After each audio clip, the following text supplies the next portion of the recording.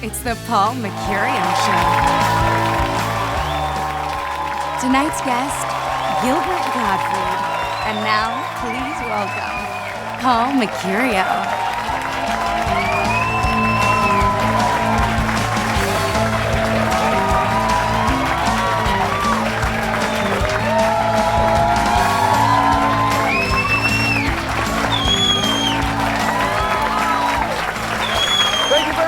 Welcome to the show. Really appreciate you coming. That's our show. Thanks for coming. Very happy you're here. Thanks for watching at home. We got a great show. Very excited to have my guest, Gilbert Gottfried, here.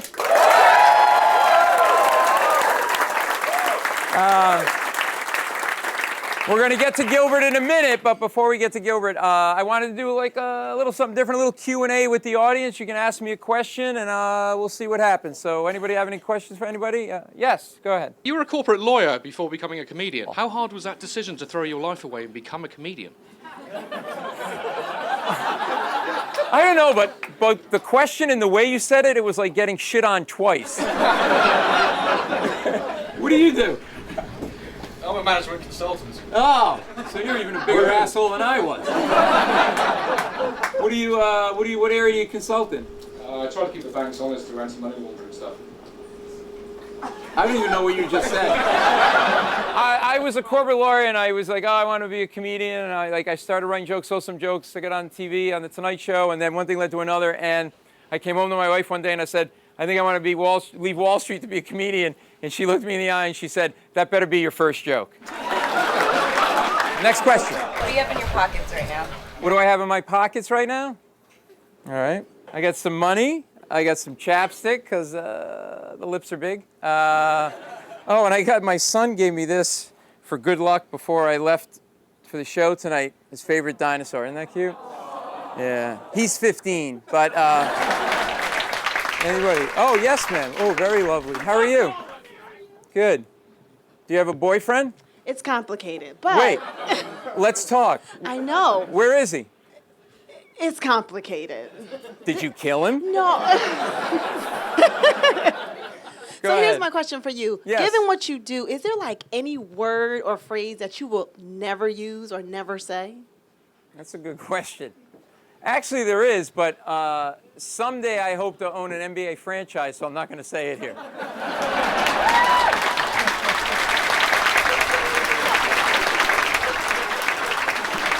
right, we're going to move this along. You know him as the voice of Iago in the movie Aladdin. He is a favorite on the Comedy Central roasts as well as the Howard Stern Show. He's a star of The Aristocrats, and he is, and I mean this from the bottom of my heart, the comedian's comedian. I'm honored to have on my show Gilbert Gottfried.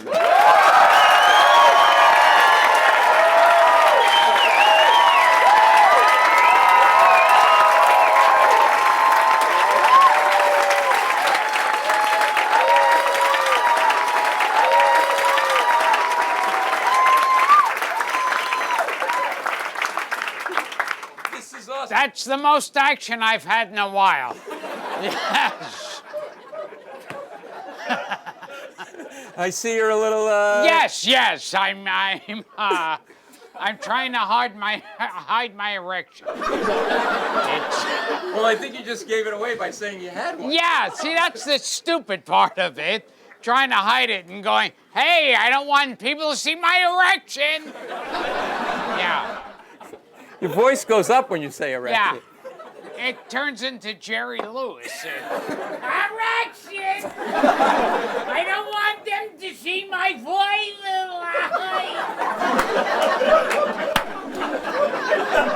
Hey, lady, would you like to holler?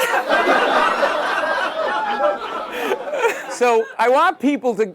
Everybody knows you're as a comedian, but I want them to know you as Gilbert and what you're about and what makes you tick a little bit. He pushes the edge. He pushes the envelope, as they say. And I want to tell you a little story that sums up this part of Gilbert. Sadly, a couple of years ago, there was a shooting at a movie theater in Aurora, Colorado, and Gilbert's agent called him up and pleaded with him not to do jokes about it.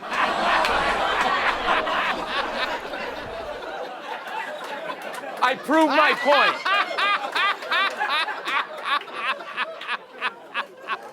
And the reason is that Gilbert has had a history of, in the face of tragedy, particularly using humor. By the way, what did you say to your agent when he called you and said that? I said, me?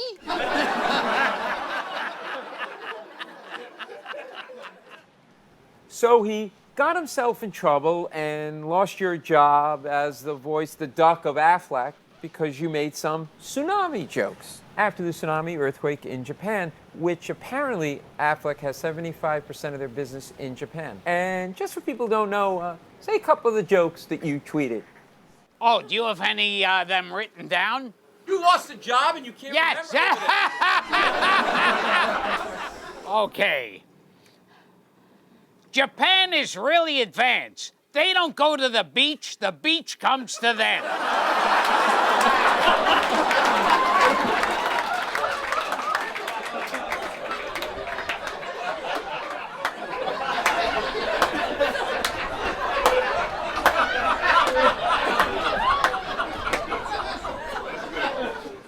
I fucked a girl in Japan.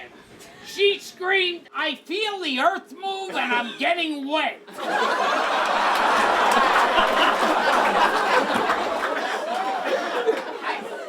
I just split up with my girlfriend, but like the Japanese say, there'll be another one floating by any minute.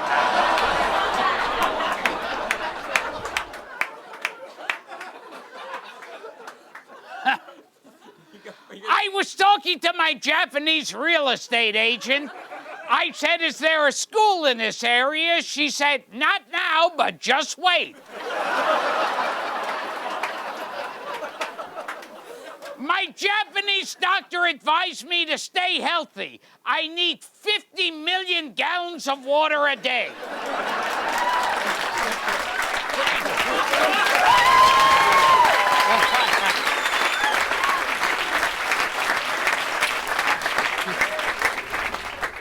Now, they're laughing now, okay?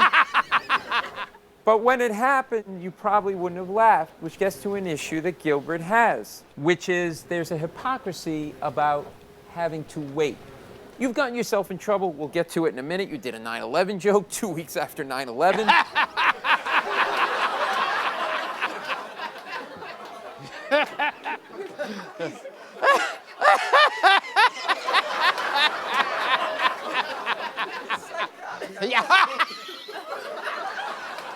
And you've said that tragedy and comedy are roommates. One always follows the other. That's your quote. Yes. And explain to people why you go there and why you think it's okay and appropriate for you to go there. Well, I did say that, and I think wherever there's tragedy, comedy's behind it, like making faces and sticking its tongue out.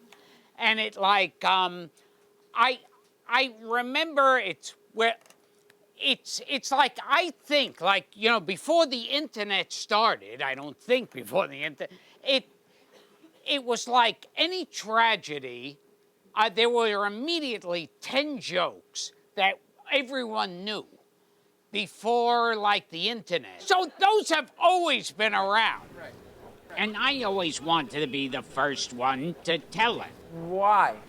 I don't know. It wakes the audience up, number one. Do you get bored? Is it a way to keep yourself interested? Yeah.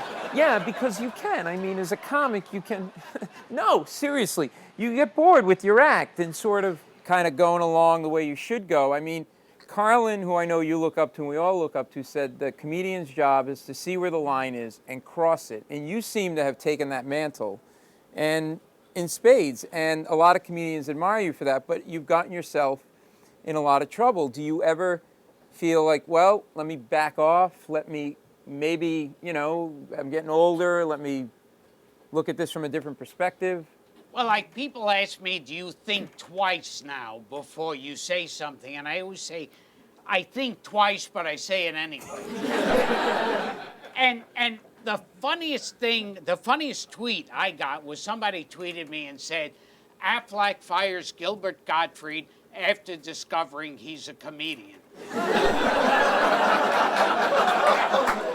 And the thing about waiting which is a great. Which the point is, they knew what they were getting when they hired you. Yes. Right. And the thing about waiting, there's that old saying like, tragedy plus time equals comedy. Right. And I always figured, well, what's the wait for? Right. Say it right away. And there's this feeling like a year after it happened, I would hear Tsunami Jokes. And I figured, oh, so now a joke is a joke and no longer a crime against humanity. And this is an hypocrisy that Gilbert feels strongly about, and you talk about. He has a Playboy article coming out called the. You can see my dick in it.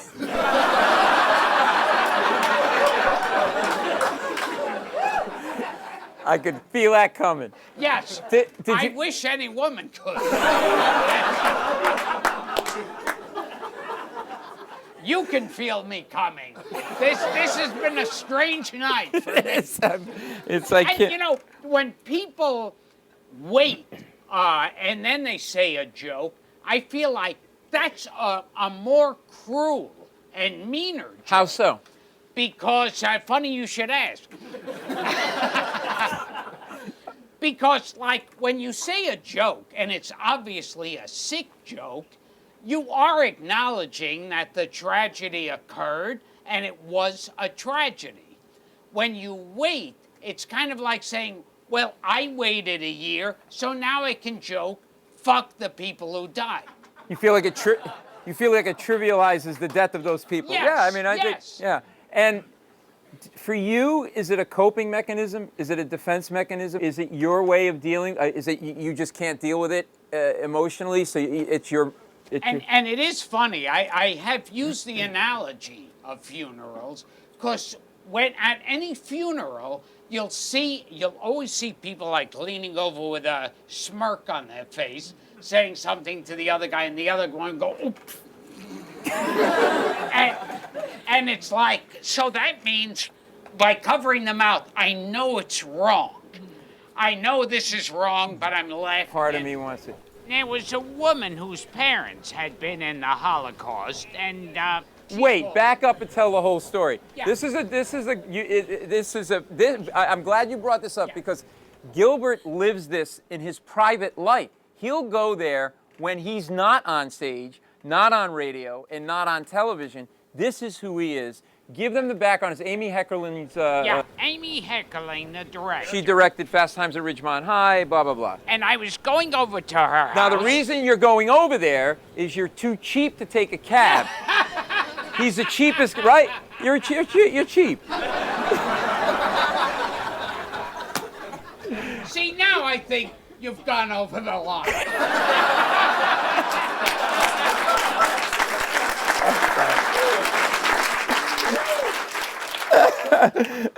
Frugal. Yes.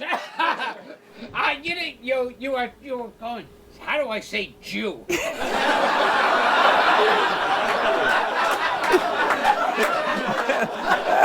How do I say cheap kite where it doesn't sound offensive? You don't have a Jew nose. Oh, he says the Jew thing, you laugh. I say it. Look, they Here, watch. Jew nose! It's the delivery. So I was going over to Amy Heckerling's house, and she sends her babysitter for her daughter, who was about 3 years old at the time. And she was a German Jew, and she was talking to me on the ride over about how her parents had been in the camps. And I said, oh, how much weight did they lose?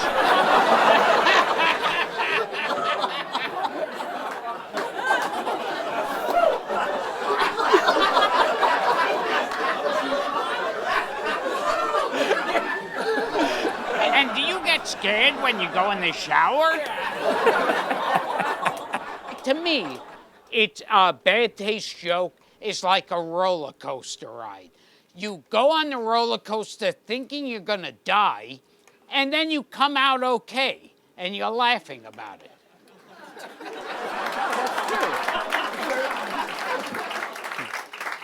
You're more profound than I thought you were. Yeah. be the Jew in you. See, here, I'll say it. It must be the Jew in you. See, it just...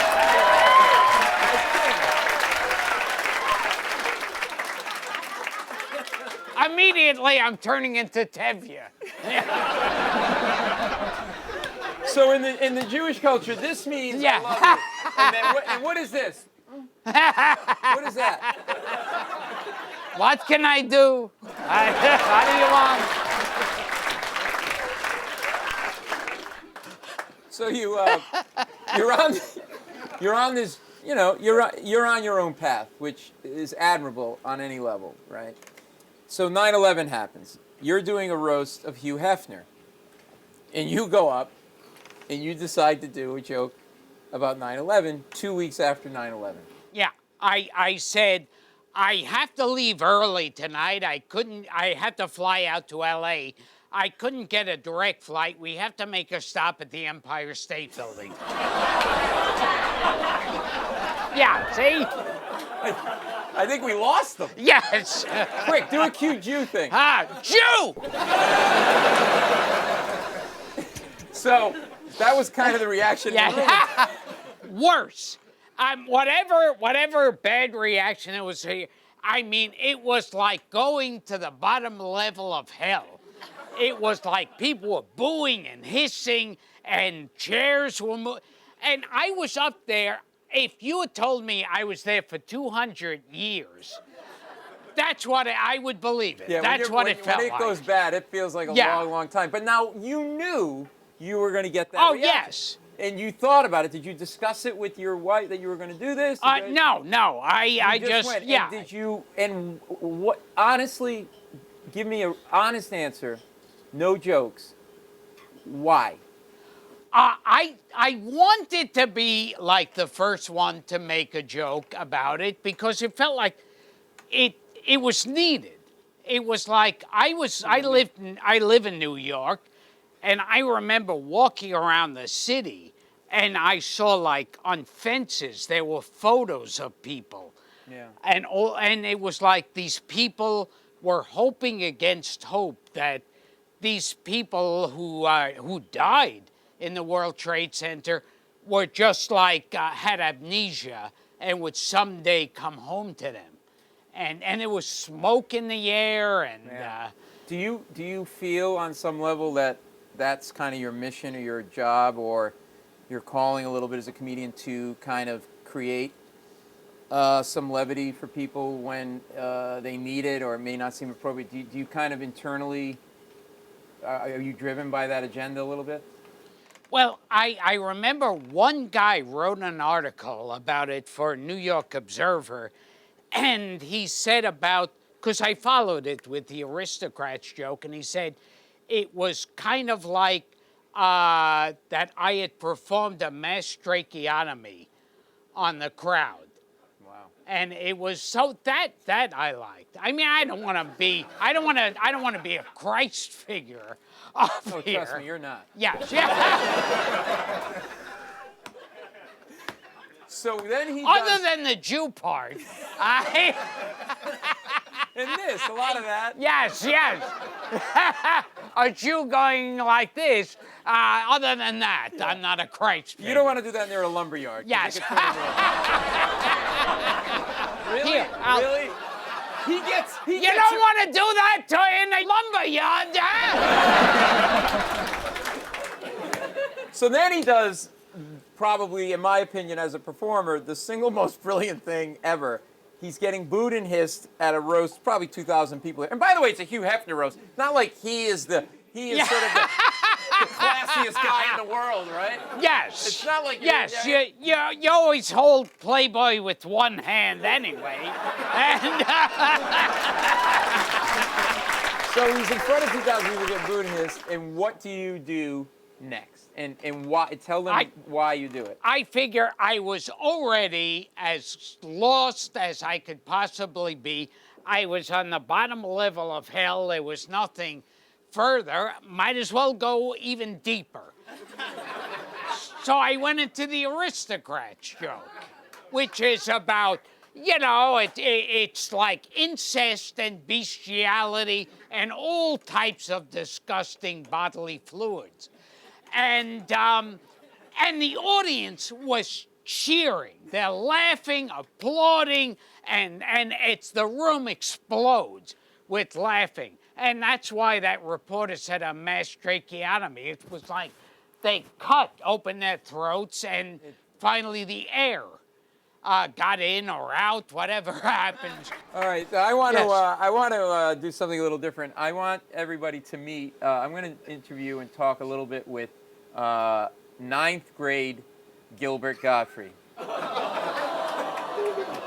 that adorable? Thanks for being here, Gilbert.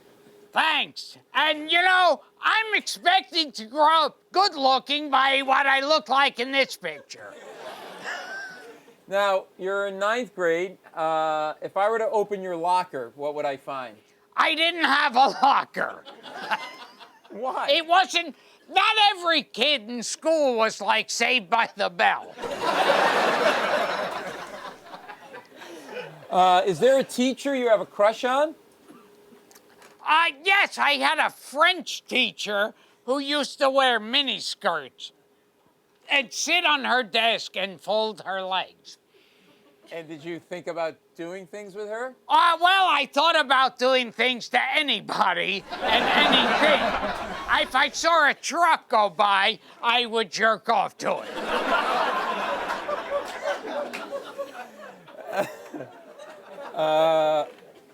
So if a cheerleader and a jock were walking down the hallway toward you, what would you do?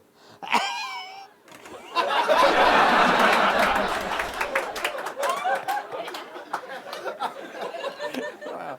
It's amazing you can jerk off and not sweat. Yeah. See, this is a sign of learning, you know, like drummers have to learn that, to go up and down like this and go back and forth.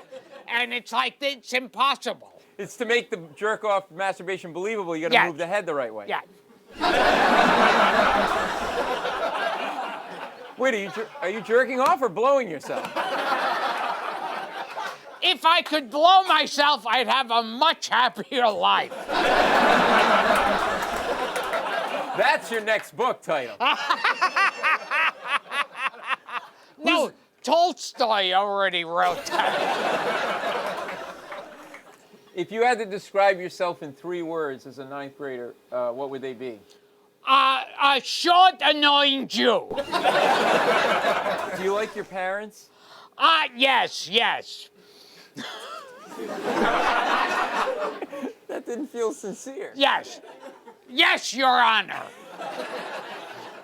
Do you sleep with the light on? No, I sleep with a hard on. That's great. That's great, Gilbert Gottfried. Now, the thing that's fascinating to me is you had this transformation as a comedian because, you know, you started out, you grew up in Brooklyn, you lived above your father's hardware store. Yes. And you had a tendency, you loved late night television. Yes. TV was the greatest film school in the country. And it's like, you'd have like on one channel all the great gangster movies, Bogart, Cagney, and Robinson, and then there'd be another channel with, you know, horror films, and it would be Karloff, Lugosi, and Cheney Jr., and I was hooked. And the kids loved the old movies, or your son Max? Really Yes. I'm the proudest moment I had with him was he just turned 5 recently. The proudest moment I had with him, number one, he was watching The Three Stooges.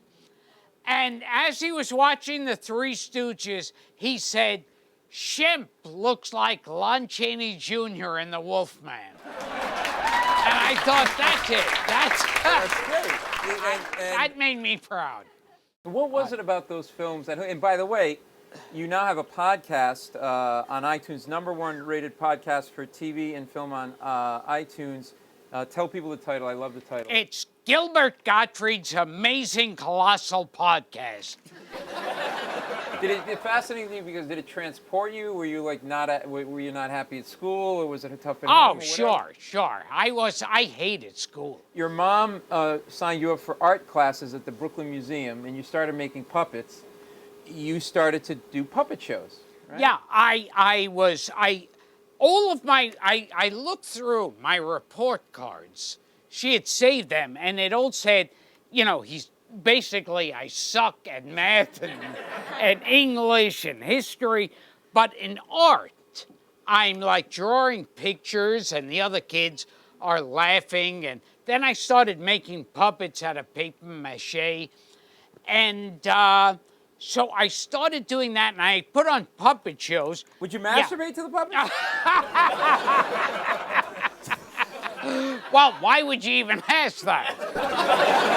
So yeah, I made these little puppets, and I would throw a blanket over the table, and I'd put on a puppet show one time I did Dracula, and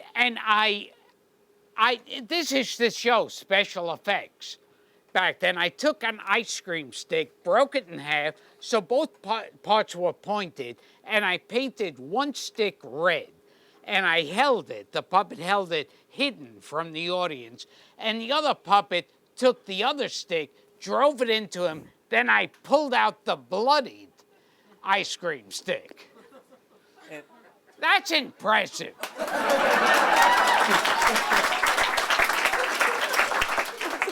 Fuck all of you, I was fine. And I did a Jekyll and Hyde where I hid an Alka-Seltzer in a cup and poured water so it starts bubbling. Why are you escaping into these characters? What's the thing for you? Are you having a senior moment? Oh, yes.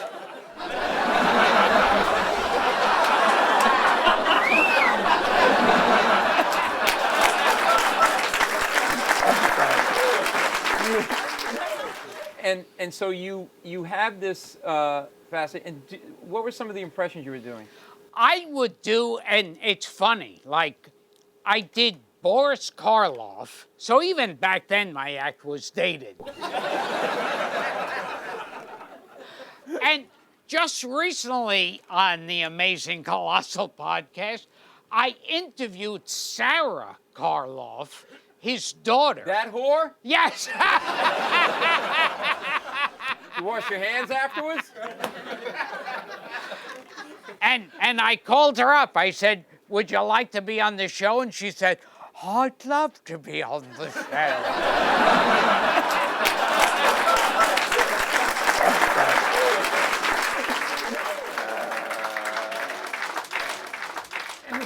You can recite from some, recite some lines from Casablanca to me. Oh, okay. Well, there was like quick one-line parts there. There was, Rick, you have to help me. You've got to do something. I stick my neck out for nobody.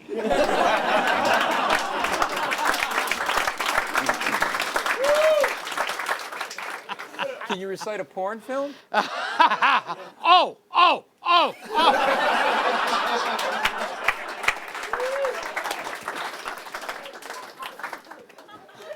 So you're doing all these impressions, you're telling jokes, and your sisters say to you, you can go do comedy in New York City at the bitter end, right? Yes. And so with nothing prepared, we took the train into Manhattan, and I went on and just signed my name. They had to there. go with him on the subway because he was 15. Yeah. And no one wanted this creepy kid alone in the city. I took the stick and I went like that, and it was like that. Fuck you, I was 5. Who wants that running around the city? You want to see my Alka-Seltzer?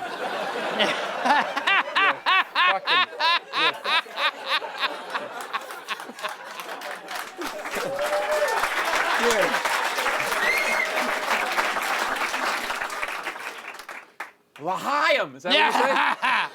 Yeah, you really don't have it down there.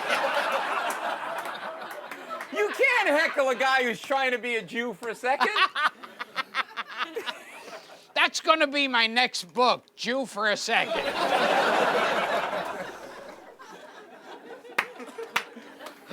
So we go on the train and and we went to the bitter end, and I put my name down, and it's like, and one day I'll have them close for allowing a 15-year-old into a place that served alcohol. But I went on stage and I did mainly impressions, and I don't know whether I did great or bombed. how did it feel when you got off? Well, I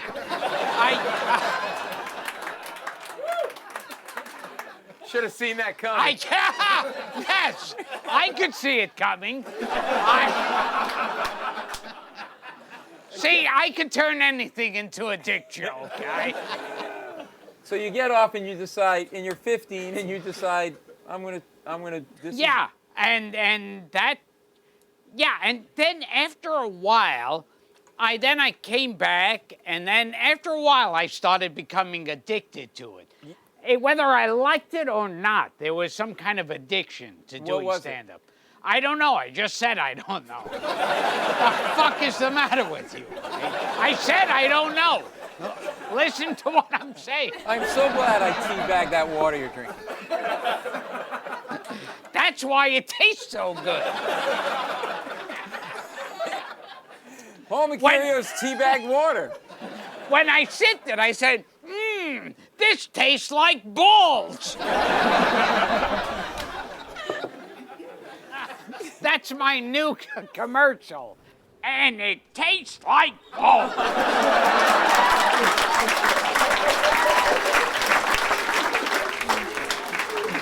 What is it about comedy? I know you've said something about comedy that, in terms of, you likened it to Brad Pitt and Yes. Johnny Depp. I thought, like, in the real world, if you don't know how to tie your shoelaces, you're a stupid asshole. But if you read that Johnny Depp doesn't know how to tie his shoelaces, you go, oh, what an eccentric genius artist Johnny Depp is.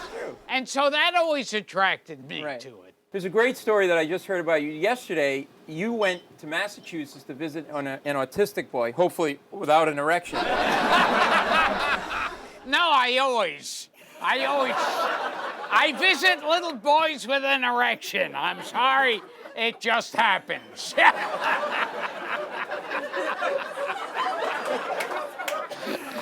Woo! And I'm currently looking for Cub Scout work.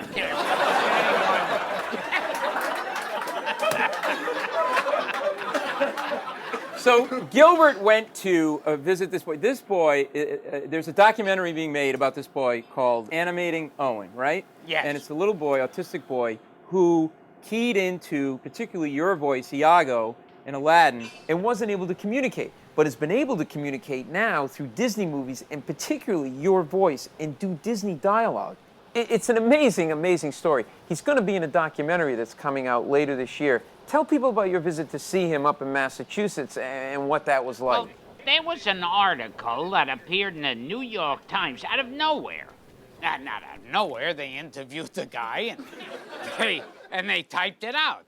It wasn't out of nowhere. So somebody wrote an article. So they wrote an article. That means shut the fuck up, Gilbert, and tell us the story. No! No! No! That's you being an insecure comic. Shut up! Boy, your erection's getting bigger by the minute. So they wrote an article about this guy, Ron Suskind, who's a Pulitzer Prize-winning author, and he had a son who was autistic, who he couldn't speak to. The son wouldn't speak to him. But the son watched Aladdin over and over and over again. And finally, the father put on the puppet from Aladdin, Iago, the parrot, and he started talking to him. This is talking.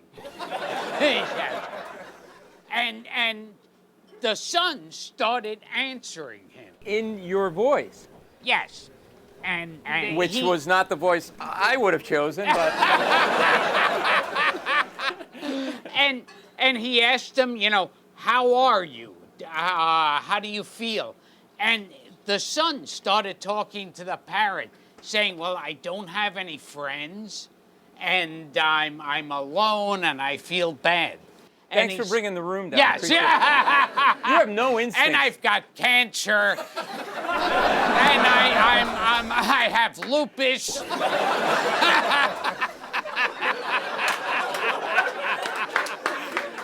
I've been doing this a while. Never heard lupus used and get a laugh.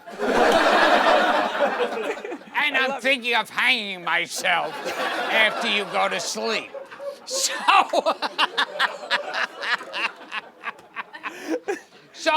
he started. You know, I really don't give a shit about this kid. Yeah, I don't care either. Just be funny. Be dirty and be funny. No, go ahead. He's hammered, by the way. Yes. Now, so the kid started a Disney club at his school, and then I visited the school and did the parrot for them, because that's so different from the way I usually talk. And I was going to say, when you got the role of the parrot, did you live with parrots for a while? Yes. Did you shit on newspaper? Did you tell your wife, go fuck yourself? What was your method? Yes, I worked like Meryl Streep. I thought of doing a Polish accent. And the kid said, I'm thinking of cutting my wrist open in a way that they can't be sewed back together. Okay.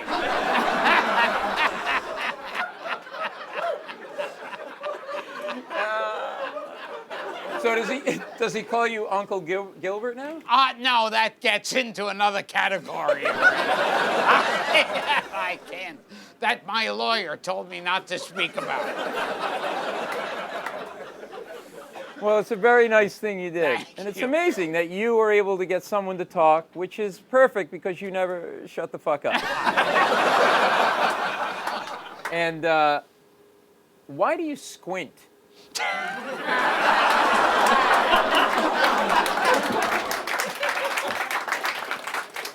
I've always wanted to ask you that. Yeah, I'm not mocking you. I love you. Don't get me wrong. But Because I grew up on Mr. Magoo cartoons. Magoo, you've done it again.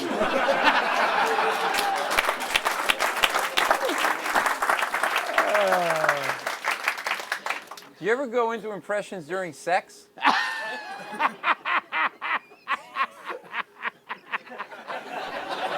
I'll take that as a yes. Sometimes I'll go into Paul Lynn, and I'll go, oh, I'm coming.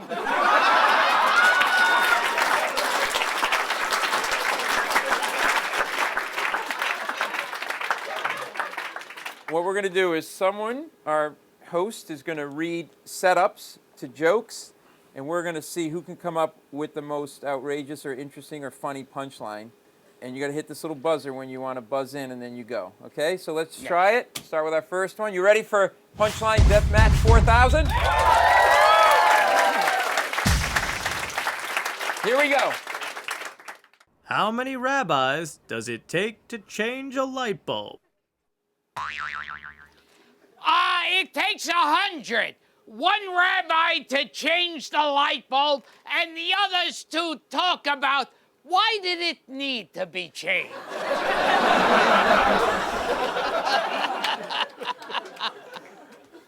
I got nothing.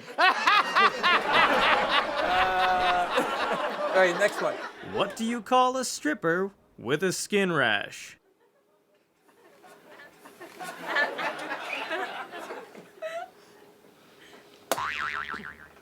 Mom?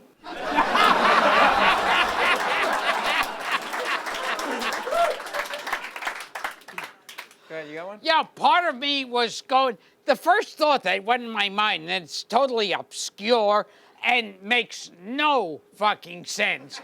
The first thing that went in my mind was Flash Gordon.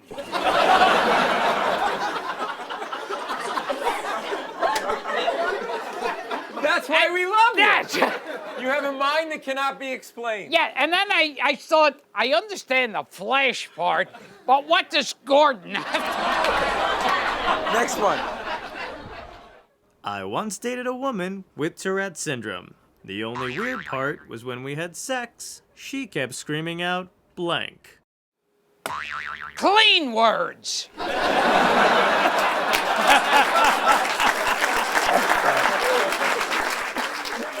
Let's do another one. Why don't blind people go skydiving? We already have enough stumps? Why do you groan when I go blue? And with him, you're like, ah! Because he's a Jew. Let's do the next one. Adolf Hitler and Gandhi are playing golf. Gandhi says, "You accidentally hit my ball." Hitler says, blank.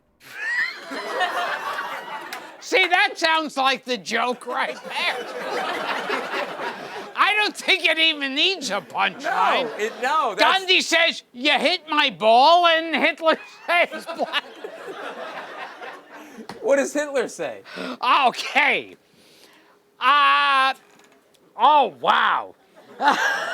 Flash Gordon? He says Flash Gordon. Read the setup again? Adolf Hitler and Gandhi are playing golf. Gandhi says, "You accidentally hit my ball." Hitler says, blank. That's not the worst thing I'll be doing.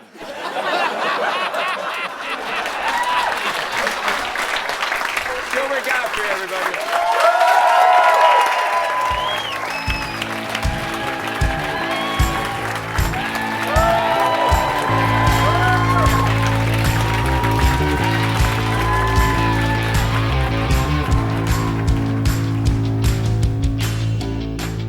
Now I want to introduce you to 5-year-old Gilbert. Get ready. Not to be mean, but you have a very large head for a 5-year-old. Is everything okay? Well, like the Elephant Man would say years later, maybe my head is so big because it's so filled with ideas. If one of your toys could come to life, which one would you want it to be?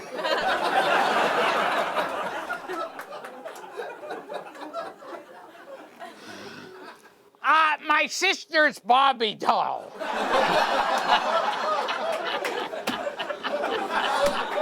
I didn't expect that. See, it's a dick joke, I know. Do you know the truth about Santa? I think so. Yeah, What yeah. is- He was something dreamt up by the Gentiles. Show me on this doll where the man touched you. I need 2 fingers. Here, wait. I need 2 hands. There. You know, somewhere Anthony Hopkins is doing the same thing on the toilet. That's 5-year-old Gilbert Gottfried, everybody.